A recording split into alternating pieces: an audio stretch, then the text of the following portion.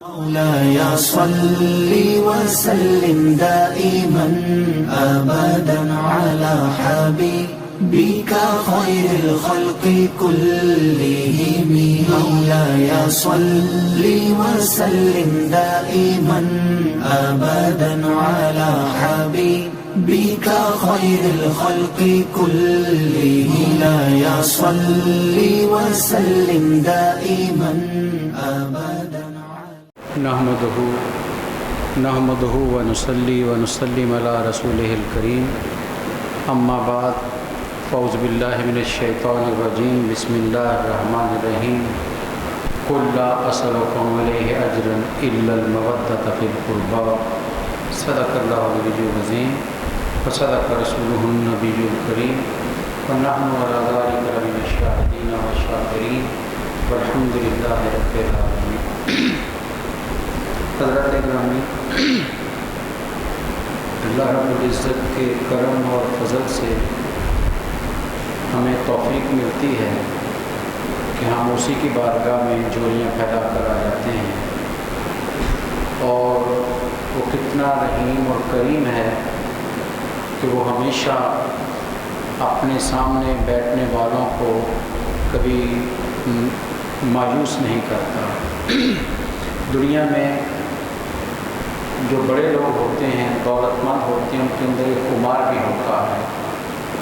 وہ ہر ایک کو اپنے دروازے پر آنے کی اجازت نہیں دیتے ہیں، لیکن قربان جائیں رب العالمین کے کہ جو غریب سے غریب بھی ہو، مفلس سے مفلس بھی ہو، طاقتور سے طاقتور بھی ہو، جس طرح کا بھی ہو، جب وہ لوٹ کر اس کی طرف آتا ہے تو وہ اپنے دروازے کھول دیتا ہے. یہی اس کا کرم حوصلہ بھی دیتا ہے، امید بھی بندھاتا ہے. اور وہ جو قرآن مجید نے ارشاد فرمایا تھا، لا تقنطوا من رحمت اللہ، اللہ کی رحمت سے مایوس نہ ہونا، یہ بہت بڑی ڈھارس ہے، یہ بہت بڑا ایک حوصلہ ہے جو پروردگار عالم ہمیں عطا کر رہا ہے کہ گناہ ہو بھی جائیں تو پھر بھی رب سے رشتہ توڑنا نہیں ہے. گناہوں کا کفارہ اور گناہوں کی معافی بھی اسی کے در سے ملتی ہے. اس لیے اس کا کرم ہے کہ ہمیں اپنی بارگاہ میں حاضر ہونے کی توفیق بخشتا ہے. محرم الحرام کا مہینہ گزر رہا ہے اور اس کی بہت سی نسبتیں ہیں، بہت سے حوالے ہیں، اس کے بہت سے پہلو ہیں اس مہینے کی عظمت کے. لیکن ایک واقعہ ایسا اس کے ساتھ جڑ گیا ہے کہ اب قیامت تک کے لیے جب بھی محرم کا ذکر ہوگا تو کربلا والوں کا ذکر ضرور کیا جائے گا. سوچئے تو صحیح کہ ایک واقعہ چند افراد کا ہزاروں کے ساتھ ایک مقاتل ہوا، جھگڑا ہوا، لڑائی ہوئی، جو تاریخ کہتی کہ فجر کے بعد، دن چڑھنے کے بعد شروع ہوئی اور جمعے کا دن تھا، جمعے تک ختم ہو چکی تھی. مختصر سے دورانیے کی جنگ ہے، بہت لمبی چوڑی نہیں ہے، ورنہ جنگیں تو لمبی لمبی بھی ہوتی ہیں. مختصر سی جنگ ہے، لیکن تاریخ پر اتنا گہرا اثر ڈال گئی ہے کہ اب اس کو نظر انداز کوئی شخص کر نہیں سکتا. جب بھی وہ تاریخ کے اوراق کو اٹھائے گا، اسلام کا مطالعہ کرنے لگے گا، تو کربلا کا واقعہ اس کی آنکھوں کے سامنے جو ہے وہ نمایاں نظر آتا ہے. وجہ کیا ہے؟ وجہ بنیادی طور پر یہ ہے کہ یہ جنگ ایک تو دنیا کے اصولوں کے مطابق جنگ کا ماحول بھی نہیں ہے. جنگ ہوتی دو برابر کے فریقوں کے درمیان، دو برابر کی فوجوں کے درمیان، کہ دونوں طرف تیاری ہو، مقابلہ ہو، پھر لڑتے ہیں، جوہر دکھائے جاتے ہیں. یہاں تو لڑنے کا موڈ بھی نہیں ہے. امام تو لڑائی سے گریز کر رہے ہیں. تاریخ پڑھیے آپ، مدینہ منورہ میں تھے، یزید تخت پر بیٹھ گیا، آپ نے خاموشی اختیار کر لی، کچھ نہیں کہا، خاموش ہو گئے. دیگر لوگوں نے بیعت کر لی، آپ سے پوچھا بھی، فرمایا میں نہیں کروں گا. لیکن یزید کو خبر تھی سارے ایک طرف اور امام کی بیعت ایک طرف. یہ بیعت نہیں کریں گے تو اس وقت تک میری اس حکومت کو کوئی تسلیم نہیں کرے گا، اس لیے وہ پیچھے پڑ گیا، تنگ کرنے لگے۔ لیکن امام علی مقام نے اگر جنگ کرنی ہوتی تو مدینہ سب سے بہترین جگہ تھی، یہاں سے ہزاروں کی تعداد میں لوگ آپ کے ساتھ نکل سکتے تھے، آپ ایک اشارہ کرتے تو جانثار بہت سے ہوتے، جنگ کے لیے میدان میں نکل آتے۔ لیکن امام نے خاموشی کے ساتھ مدینہ چھوڑا اور مکہ کی طرف سفر کر دیا۔ یعنی وہ شہر جو کائنات کا دل کہا جا سکتا ہے، کہ کائنات میں اگر جان ہے تو مدینہ کی وجہ سے ہے، دل دھڑکتے ہیں تو مدینہ کی وجہ سے ہے۔ علامہ اقبال نے کہا تھا نا، خیمہ افلاک کا استادہ اسی نام سے ہے، نبض ہستی تپش آمادہ اسی نام سے ہے۔ یہ کائنات جو چل رہی ہے، رگوں میں خون دوڑ رہا ہے، تو یہ مدینے والے کا صدقہ ہے۔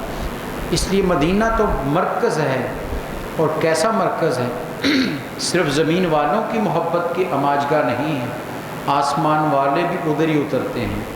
یہ روایت بڑی معتبر آپ اکثر سنتے ہیں کہ 70,000 فرشتے صبح اور 70,000 شام کو آتے ہیں اور میرے سرکار کی بارگاہ میں درود و سلام پیش کرتے ہیں۔ جہاں آسمان والے بھی اتر رہے ہوں، ان کی نظر بھی وہی ہو، تو اس سے بہتر کائنات میں جگہ کوئی نہیں ہو سکتی۔ لیکن امام علی مقام کی قربانیوں کا جو ایک سلسلہ ہے، اس میں پہلی قربانی یہ ہے کہ مدینہ چھوڑ دیا، مکہ تشریف لے آئے۔ اور یہ ذہن میں رکھیں کہ مکہ اور مدینہ دونوں میرے نبی صلی اللہ علیہ وسلم نے حرم قرار دیے ہیں۔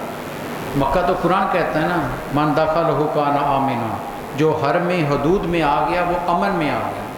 اور آج بھی شریعت کا فتویٰ یہی ہے کہ جو حرم حدود میں ہو اس کو سزا نہیں دی جا سکتی جب تک وہ باہر نہیں نکل آتا۔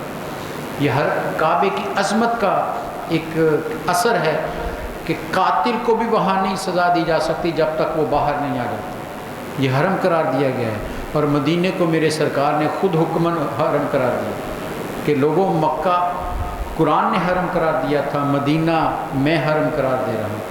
دونوں شہروں میں لڑائی نہیں ہوتی، دونوں شہروں میں جھگڑا نہیں کرنا۔ اور تیسری بات یہ ذہن میں کہ مہینہ ذی الحج کا ہے، جب امام پہنچے ہیں مکہ میں، حج ہونے والا ہے، لوگ حج کی تیاریاں کر رہے ہیں، لیکن وہ آپ سے بیعت کا مطالبہ کرتے جا رہے ہیں۔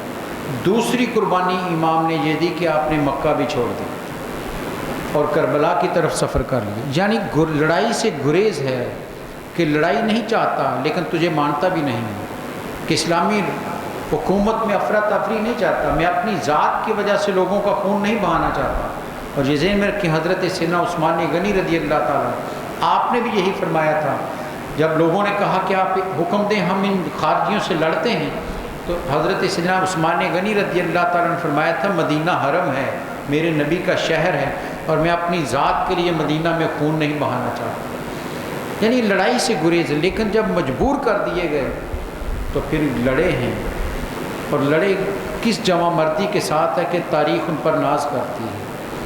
ایک ایک جوان، ایک ایک بہادر ہزاروں کے سامنے جس جواں مردی سے لڑا ہے، تاریخ میں آج بھی وہ سنہرے حروف سے لکھا ہوا ہے۔ قرآن مجید نے نبی صلی اللہ علیہ وسلم کی زبان مبارک سے ایک جملہ ارشاد فرمایا ہے، اور اس جملے میں قیامت تک کے لیے آنے والے ایمان والوں کے لیے ایک اصول دے دیا، ایک تعلق اس میں دیا ہے۔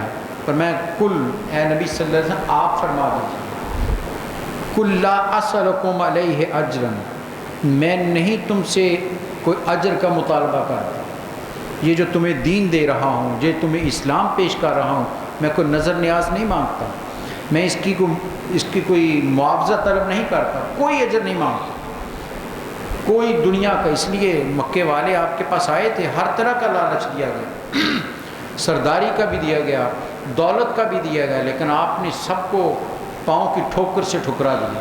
اور میں اس کے لیے محنت نہیں کر رہا، میں رب کی رضا کے لیے اس کے دین کو پھیلا رہا ہوں۔ اور تاریخ شاہد ہے، ہر طرح کی مکے والوں کی ظلم و ستم کے باوجود میرے نبی صلی اللہ علیہ وسلم دین پھیلانے سے پیچھے نہیں ہٹے۔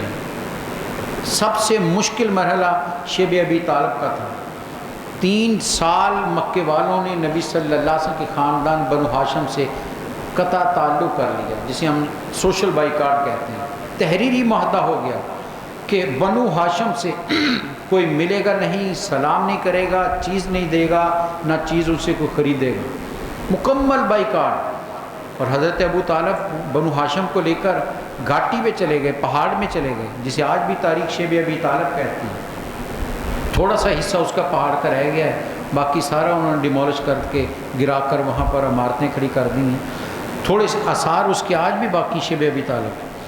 3 سال وہاں رہے ہیں، اور کیوں روکا تھا؟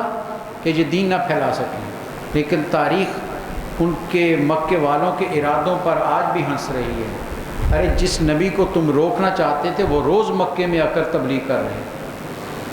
یہ بائیکاٹ بھی میرے نبی کو تبلیغ سے روک نہیں سکا ہے، یہ ظلم بھی آپ کا راستہ روک نہیں سکا ہے۔ تو فرمایا اے مسلمانوں تم سے اجر نہیں مانگتا، ایک چیز کا مطالبہ کرتا ہوں، الا المودۃ فی القربیٰ، ہاں مگر جو میرے قریبی ہیں ان سے تم نے پیار کرنا، میرے پیاروں سے، میرے قریبیوں سے محبت کرنی ہے۔ یہ ایک مطالبہ قیامت تک کے لیے آنے والے مسلمانوں سے قرآن کی زبان میں نبی صلی اللہ علیہ وسلم نے امت سے کیا۔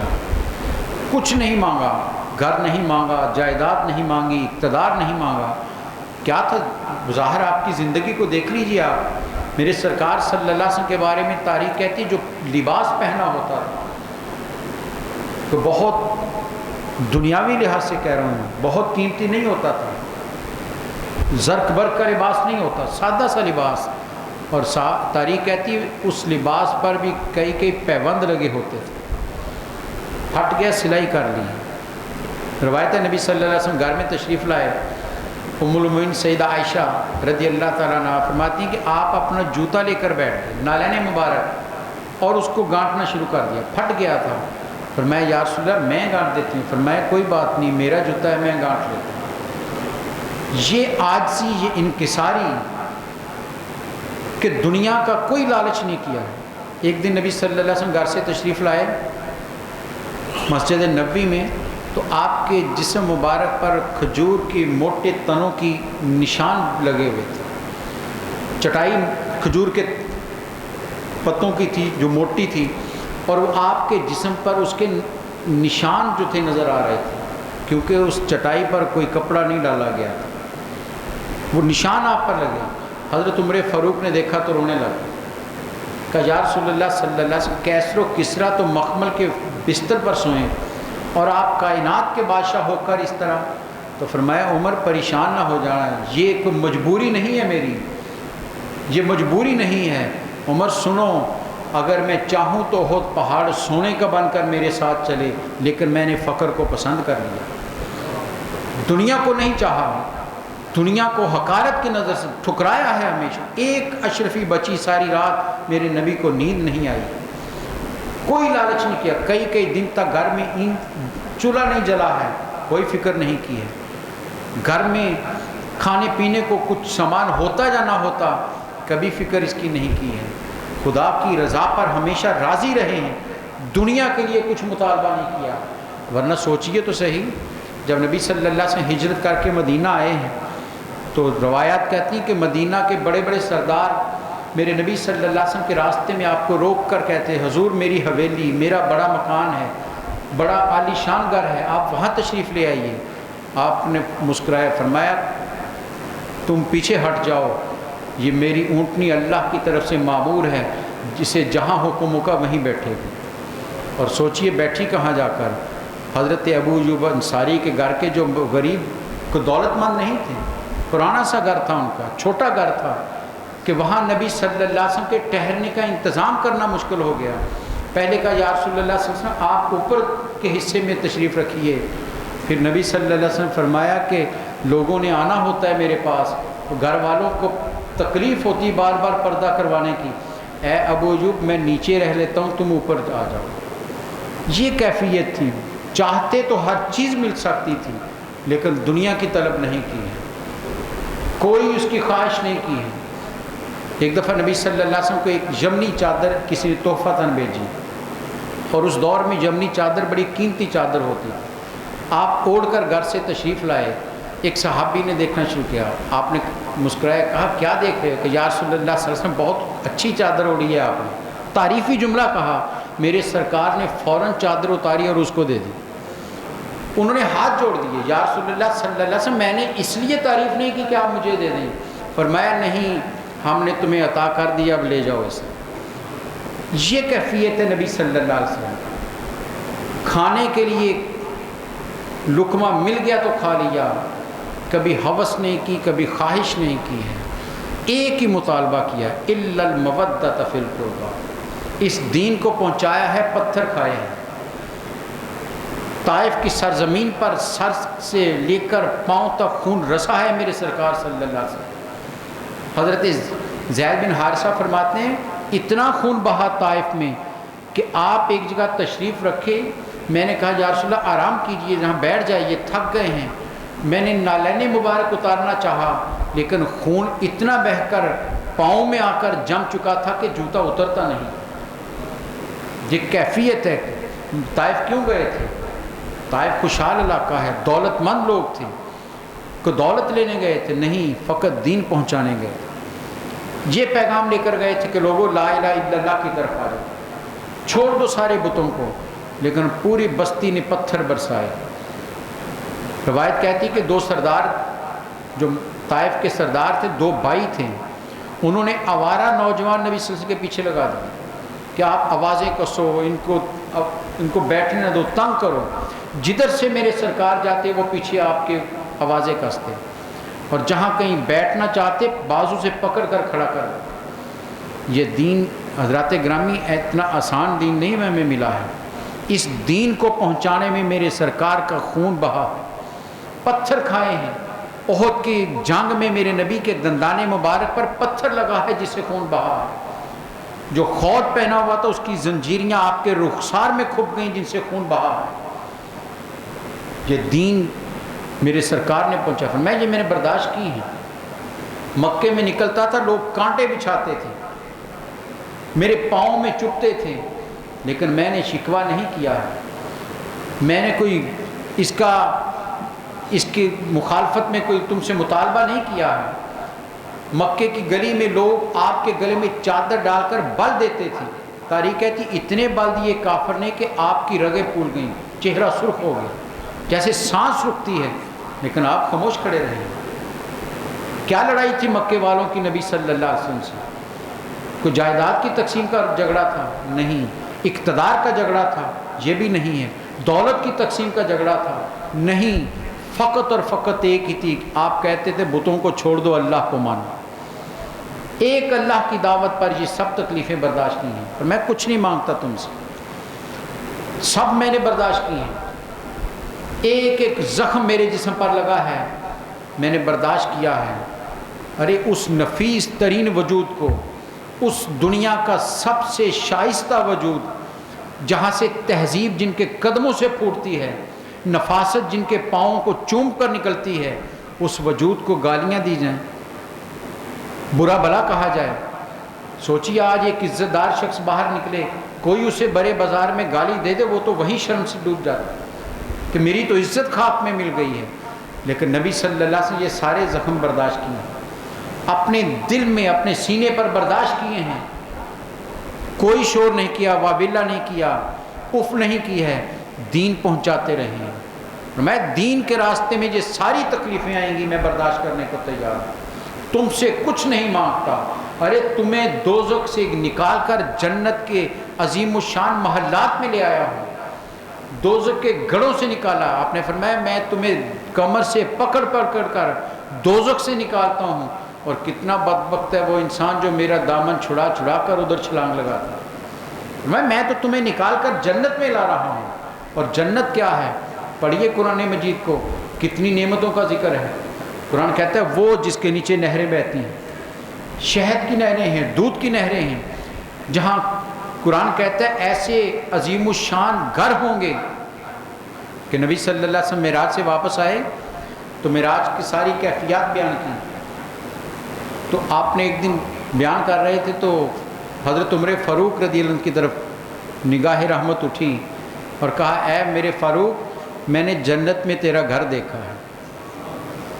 یہاں رک کر ذرا سوچئے عمر فاروق کو خوف کس چیز کا ہوگا کہ سرکار گواہی دے رہے جنت میں گھر دیکھ کر آیا ہوں، انہیں تو خطرہ رہ گیا باقی، لیکن تاریخ کہتی کہ اس کے بعد کتنے سال زندہ رہے ہیں، ایک لمحہ بھی اللہ کی نافرمانی میں نہیں گزرا، بلکہ ہمیشہ رو رو کر دعائیں کرتے رہے ہیں۔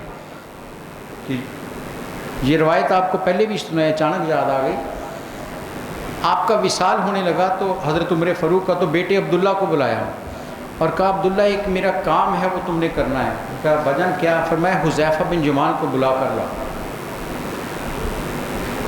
عبداللہ چلے گئے، حضرت حذیفہ بن جمان آ گئے، کہا اے حذیفہ تجھے ایک دن نبی صلی اللہ علیہ وسلم نے کچھ نام لکھوائے تھے جو منافقین کے تھے، مجھے بتاؤ کہ ان میں میرا نام تو نہیں ہے۔ یہ عمر فاروق آخری لمحات ہیں زندگی کے، حضرت حذیفہ سے پوچھیں حذیفہ بتاؤ ان میں میرا نام عمر تو نہیں ہے؟ حضرت حذیفہ کہنے لگے اے فاروق اعظم، میرے نبی نے منع کیا تھا بتانا نہیں ہے کہ حذیفہ کسی کو نہ بتانا۔ کہا حذیفہ تجھے واسطہ دے کر کہتا ہوں صرف اتنا بتا دو میرا نام اس میں شامل ہے، باقی کوئی نہ بتاؤ۔ حضرت حذیفہ کی آنکھوں میں آنسو آ گئے کہ اے امیر المومنین میں اتنا کہہ سکتا ہوں کہ جو نام آپ نے لکھوائے تھے ان میں آپ کا نام نہیں ہے۔ مطمئن ہو گئے، حضرت حذیفہ چلے گئے۔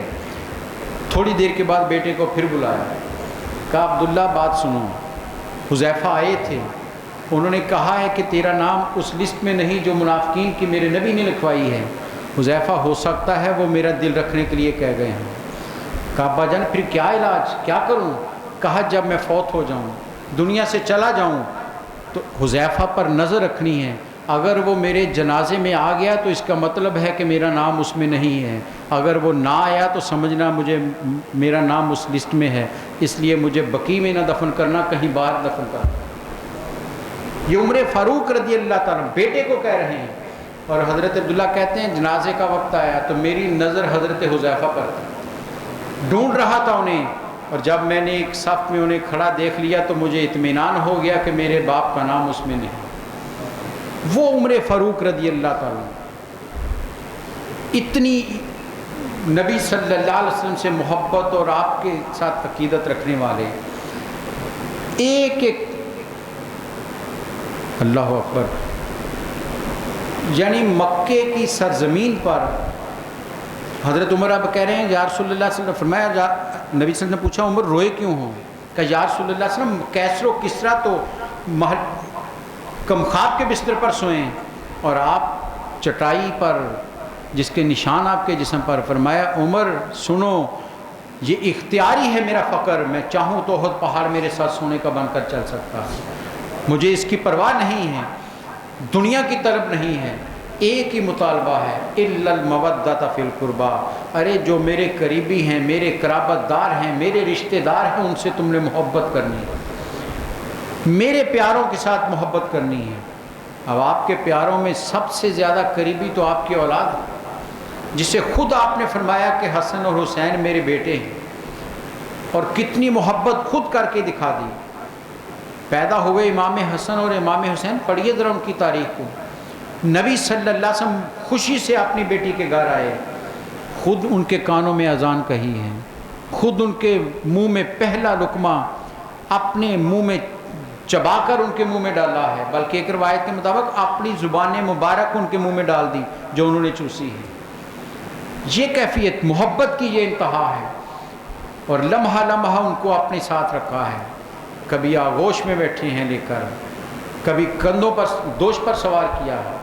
ایک دن آپ نے امام حسن اور امام حسین کو اپنے کندھوں پر اٹھایا ہوا باہر نکلے تو حضرت عمر نے کہا بہت اچھی سواری ملی ہے، تو میرے نبی نے فوراً کہا عمر سوار بھی دیکھو کتنے اچھے ہیں، سواروں کی عظمت کو بھی تو دیکھو جنہیں دوش رسالت ملا ہے، ساتھ ساتھ ان کی عظمت کا اظہار کرتے جا رہے ہیں، بتا رہے ہیں لوگوں میری محبت کی جو مرکز ہیں وہ یہ ہیں، میں ان سے پیار کرتا ہوں، اس لیے فرمایا حسین منی وانا من الحسین، ارے حسین میرا ہے اور میں حسین کا ہوں، میرا خون ہے وہ، اس لیے فرمایا جو اس سے محبت کرتا ہے وہ مجھ سے محبت کرتا ہے، جس نے اسے دکھ دیا اس نے مجھے دکھ دیا۔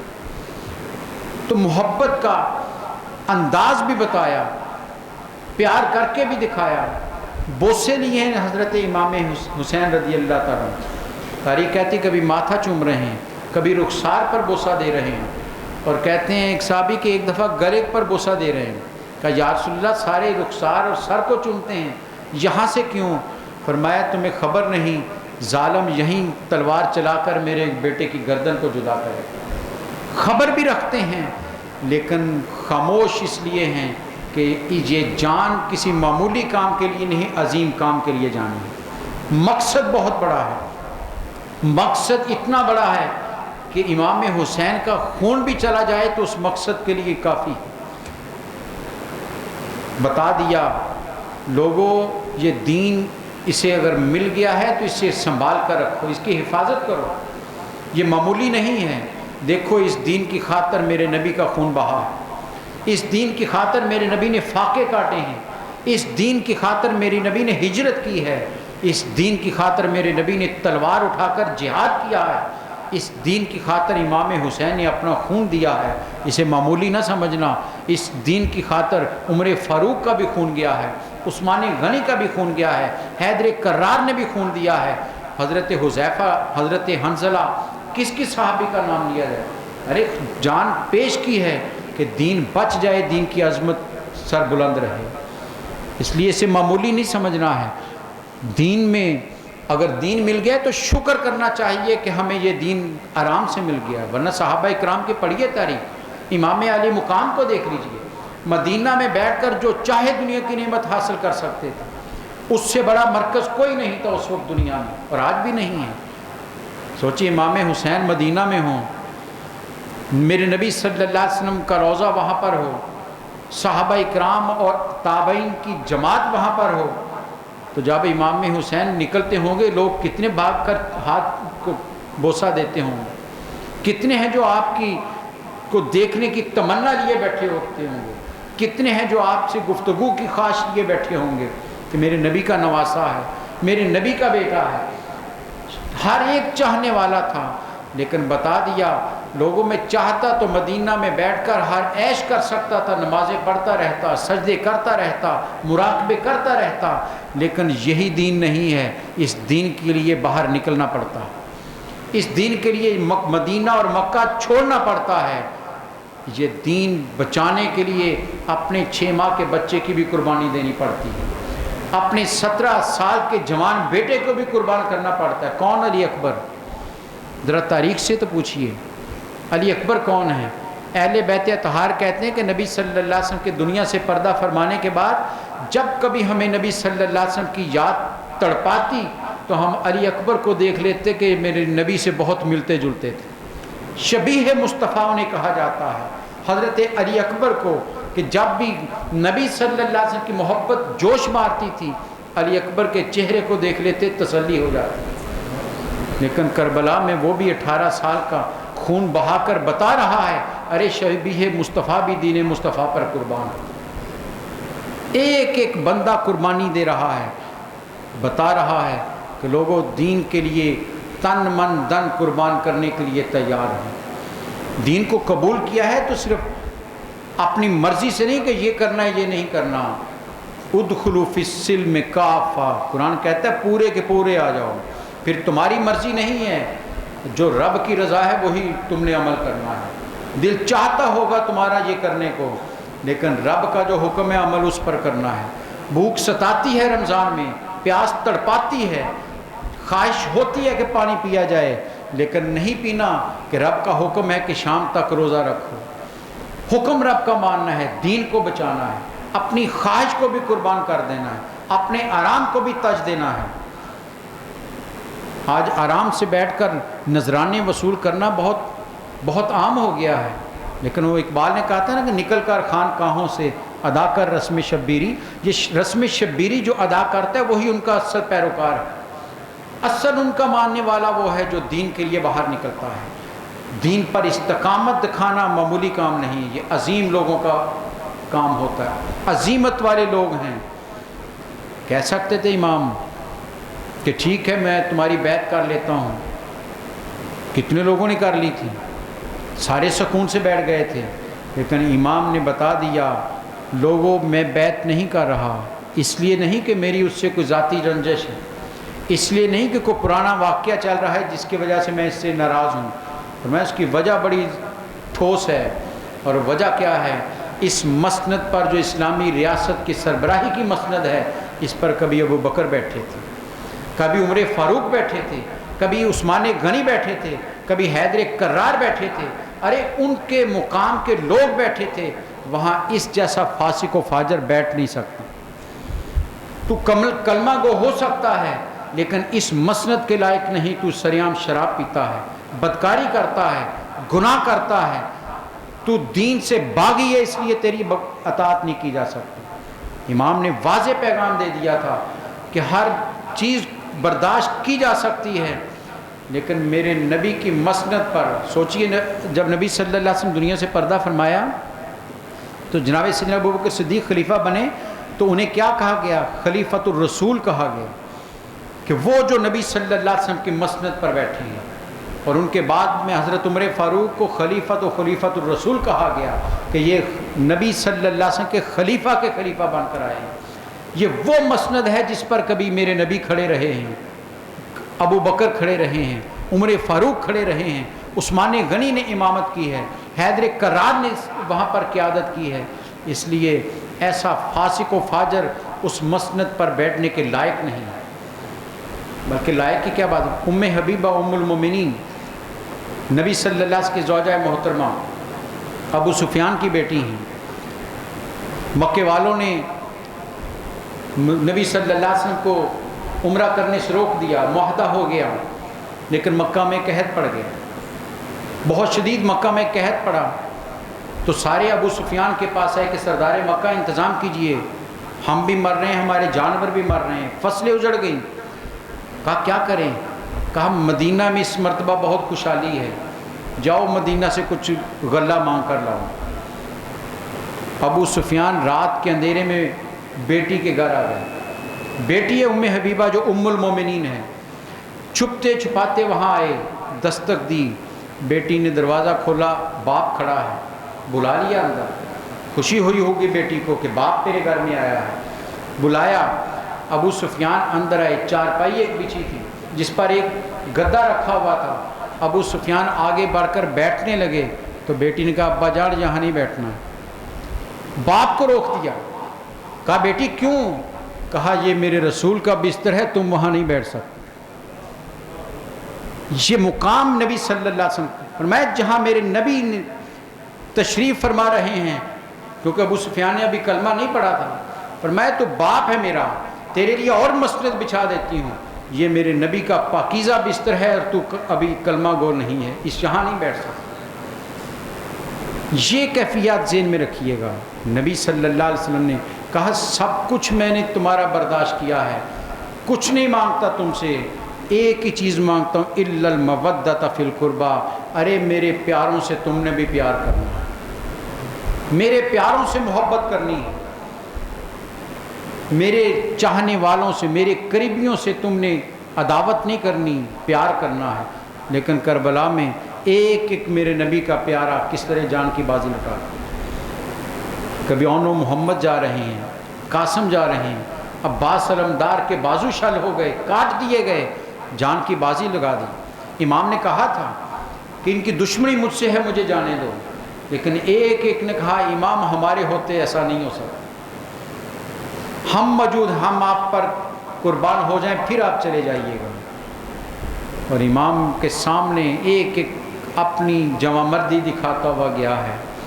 لیکن جو چیز ہمیں حوصلہ دیتی ہے, جو چیز ہمیں پیغام دے رہی ہے, اتنے کٹ گئے, اتنے لاشیں گرے ہیں, لیکن امام کے قدم ڈگمگائے نہیں, لڑکھڑائے نہیں ہیں, لہجے میں کوئی کمزوری نہیں آئی ہے, بلکہ جب خود میدان میں نکلے ہیں تو ایک خطبہ ارشاد فرمایا امام علی مقام نے. پڑھیے کبھی وہ خطبہ. سامنے یزید کا لشکر کھڑا ہے, 70-72 افراد شہید ہو چکے ہیں, آخری ہیں امام علی مقام, تلوار لے کر میدان میں آ گئے. ایک خطبہ ارشاد فرمایا, اور خطبہ بھی کیا ہے, کہا میں تمہیں بتانا چاہتا ہوں، اپنا تعارف کروایا کہ جان لو میں کون ہوں، میں کون ہوں مجھے پہچان لو، میں حیدر کرار کا بیٹا ہوں، میں فاطمہ الزہرا کا بیٹا ہوں، اس ماں کا بیٹا ہوں جو آتی تھی تو امام الانبیاء استقبال کے لیے کھڑے ہو جاتے تھے، میں اس ماں کا لخت جگر ہوں کہ جس کے بال ایک بال کو کبھی سورج نے بھی نہیں دیکھا تھا، اتنی حیا والی ہوں، میں اس باپ کا بیٹا ہوں کہ جس کی تلوار ہمیشہ دین کے لیے آگے بڑھتی رہی ہے، میں اس نبی کا نواسا ہوں جس کا تم بھی کلمہ پڑھتے ہو، میں حسین ابن علی ہوں۔ اپنا تعارف کروایا تاکہ کل قیامت کے روز کوئی یہ نہ کہے کہ ہمیں خبر نہیں تھی کون تھا، پہچان کروائی آپ نے کہ دیکھ لو میں کون ہوں، کل گلہ نہ کرنا، کل قیامت کے میدان میں یہ نہ کہنا ہمیں خبر نہیں تھی، ہم بے دیانی میں آ گئے۔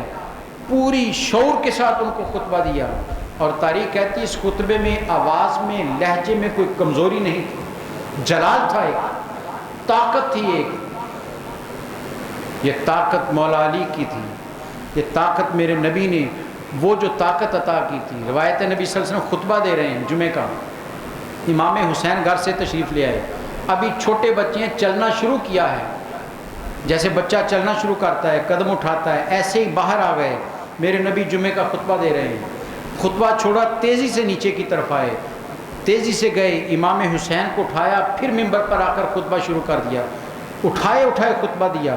صحابہ نے پوچھا یا رسول اللہ صلی اللہ علیہ وسلم یہ کیا ماجرا ہوا، خطبہ چھوڑ دیا؟ فرمایا میرا حسین گھر سے باہر آ گیا تھا، قدم لڑکھڑا گئے، گرنے لگا تھا، میں بھاگ کر گیا، حسین گر گیا تو میرا دین گر جائے گا۔ جن کی استقامت کے لیے میرے نبی نے دعائیں کی ہیں ان کے قدم لڑکھڑا سکتے ہیں؟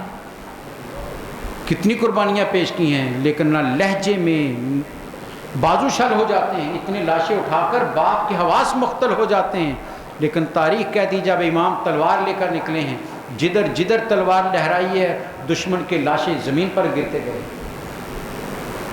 وہ حفیظ لندری نے بڑا خوبصورت منظر کشی کی تھی کہ لباس ہے پھٹا ہوا، غبار سے اٹا ہوا، تمام جسم نازنی چھدا ہوا کٹا ہوا،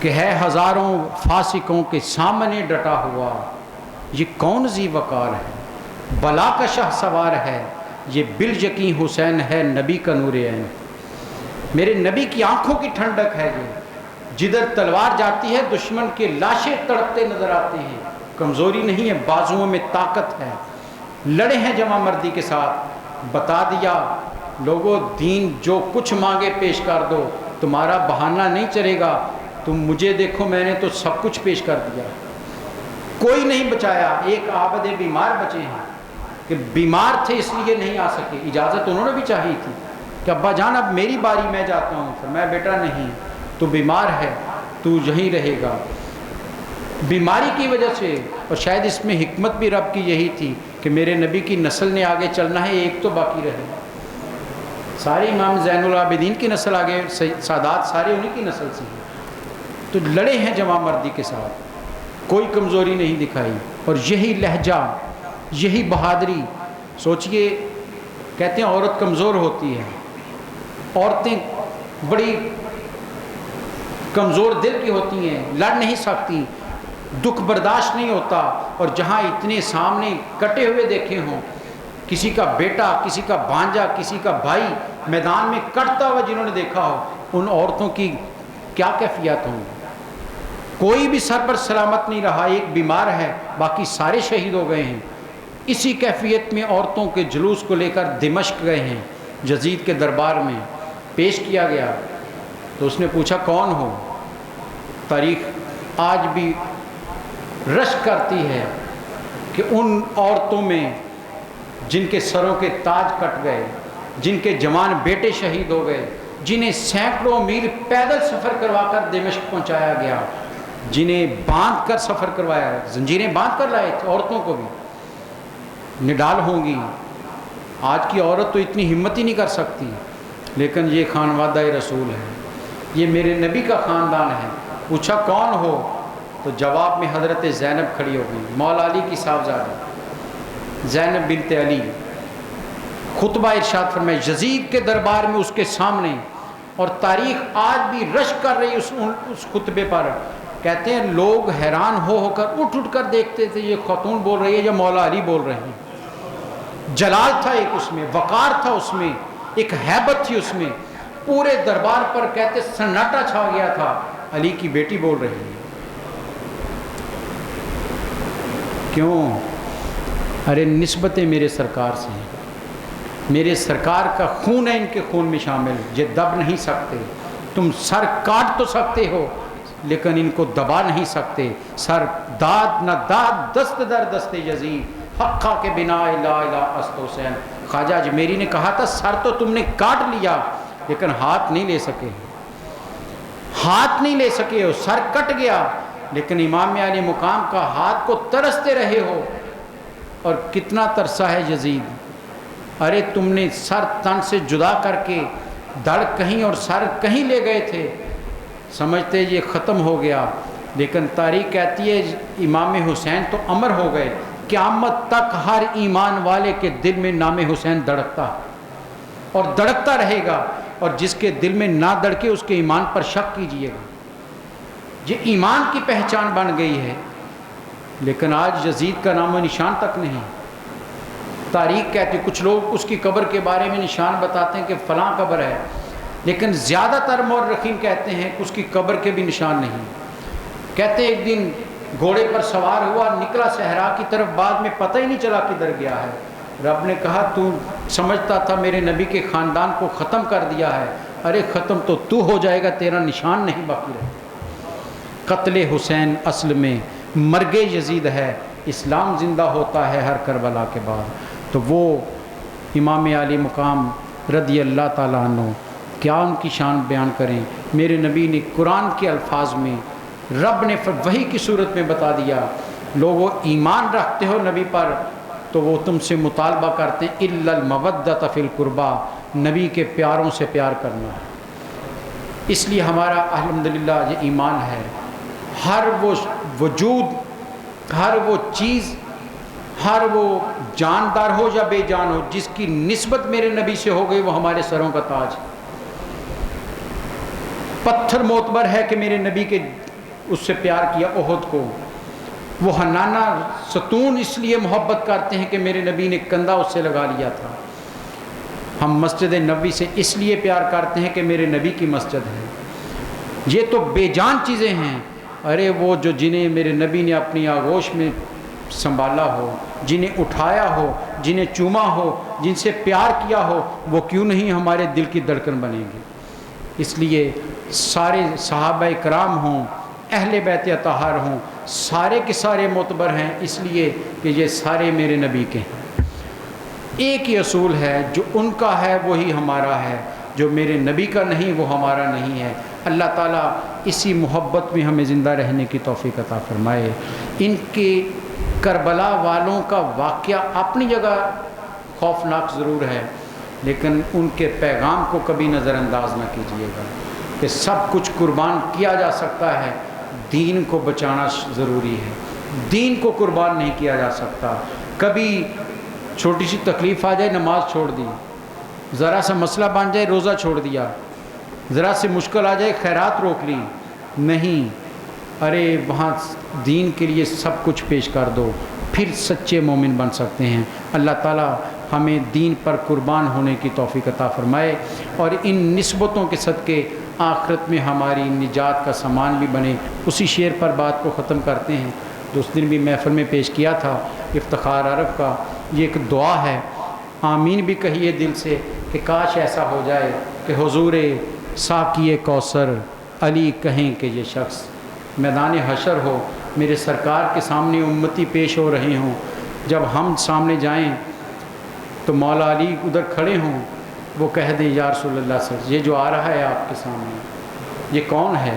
حضور ساقی کوثر علی کہیں کہ یہ شخص گناہ گار بہت ہے مگر حسین کا ہے. وآخر دعوانا الحمدللہ رب العالمین. مولاي صل وسلم دائما أبدا